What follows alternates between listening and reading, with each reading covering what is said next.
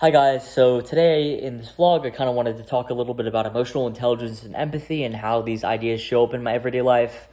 For one, I'm going to be connecting what I learned in chapter 7.4 in our textbook as well as the article about emotional and cognitive empathy.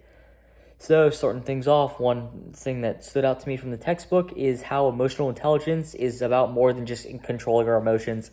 It's also about how we respond and understand other people's emotions. There's a guy named Daniel Goleman and his 5 key elements of emotional intelligence called self-awareness, self-regulation, empathy, social skills, and self-motivation. All 5 of these really helped me to put like a name on things that I've been trying to work on personally. I'd say a really good example of this is I struggle with self-regulation when I get overwhelmed. Sometimes I feel overwhelmed with college, having a full-time job, and also trying to maintain my fitness goals as well. So if I'm in a tough situation at work where not a lot of people are doing their part, I'll get really frustrated and shut down instead of communicating that I need help with this stuff and communicating how I feel. According to chapter 4, self-regulation is always about responding to others' emotions in a way that keeps things constructive. I'm not trying to be the bad guy. That's something that I'm actively working on. Another takeaway from the textbook is the idea of emotional awareness. Being aware not only of like what I'm feeling, but also the emotional states of people around me. I think I'm decently tuned in emotionally, but I didn't realize that there was a name for it called trait emotional awareness. That means I tend to feel certain emotions like anxiety or sensitivity to conflict, not wanting to get in arguments. No matter who I'm around, that's just who I am. But at the same time, I also experience emotional states, basically like feeling excited or tense in certain situations, which are more short term, possibly at like a party or something. I thought that like small distinction was really helpful in understanding what I'm feeling.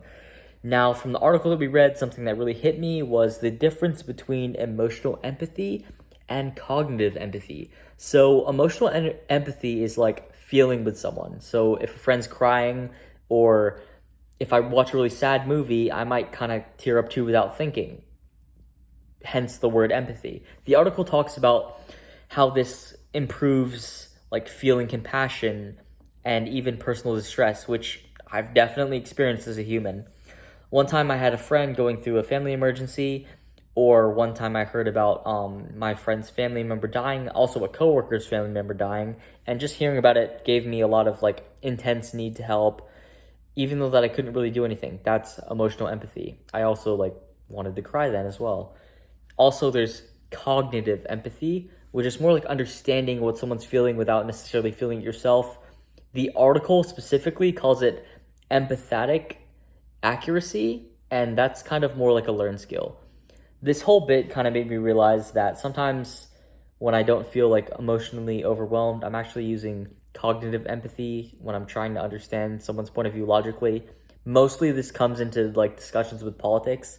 So for example, if I'm having a political discussion with my friend and he's kind of being distant or rude in the conversation, I'm not going to take it personally. I'm going to try to think about like why they might be going through this or what's causing this instead of just lashing out back.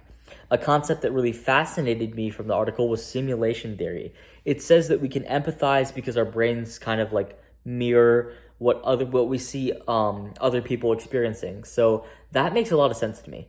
Like if I see someone really stressed during work, I'll start kind of feeling anxious too, even if I was calm before. Those coworkers, they mean something to me. That's a good example of emotional cognition or contagion, sorry, which the textbook also talks about. It's like yawning, right? When you yawn, someone else might yawn as well. It's kind of like an emotional yawn effect where you pick up other people's emotions without even asking to. There's also the theory of mind, which is more about understanding people's emotions and feelings based on how like they tend to act, kind of looking at trends. That's something I look at in more complicated situations when I'm having a disagreement or argument and I'm trying to figure out what they really meant instead of just reacting to the words that they said, which could lead to even more arguments. Kind of putting this all together has made me more intentional about how I interact with people, whether it's regulating my own emotions, understanding someone else's, or just being present with a friend who needs support.